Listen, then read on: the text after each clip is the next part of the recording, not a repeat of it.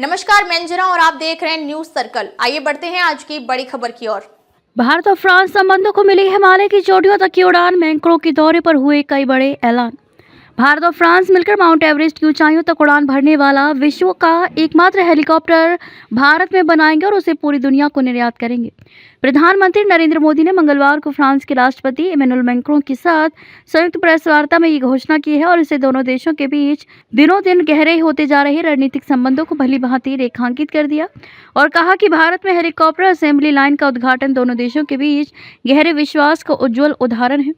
Bharat France के बीच समझौतों पर हस्ताक्षर। मोदी और मैक्रों की अध्यक्षता में मुंबई में भारत व फ्रांस की उच्च स्तरीय बैठक हुई।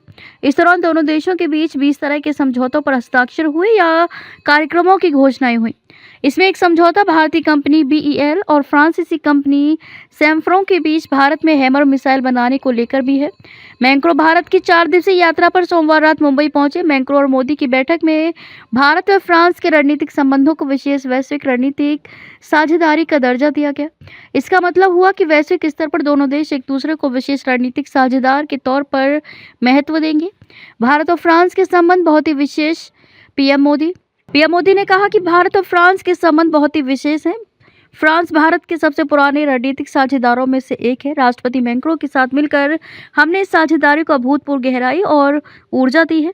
आज हम अपने संबंधों को विशेष वैश्विक रणनीतिक साझेदार के तौर पर स्थापित कर रहे हैं। दोनों नेताओं ने कर्नाटक में टाटा समूह और एयरबस कंपनी के संयुक्त उद्यम की तरफ से स्थापित असेंबली लाइन का वर्चुअल तरीके से उद्घाटन किया। यहीं पर एयरबस की H125 मॉडल के हेलीकॉप्टर का निर्माण होगा।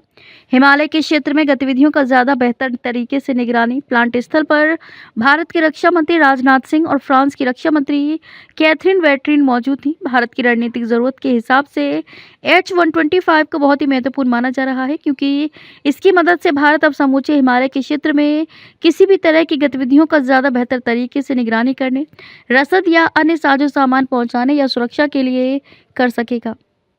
अब तक के लिए बस इतना ही। फिर मिलते हैं एक ऐसे ही बड़ी खबर के साथ। तब तक के लिए नमस्कार और देखते रहिए न्यूज सर्कल। अगर आपको वीडियो पसंद आई हो तो लाइक करें व शेयर करें। ऐसे लेटेस्ट अपडेट पाने के लिए बेल आइकन प्रेस करना ना भूलें। अगर आप हमें फेसबुक या फिर इंस्टा के माध्यम से देख रहे हैं तो हमारे पेज को फॉलो जरूर करें। धन्यवाद।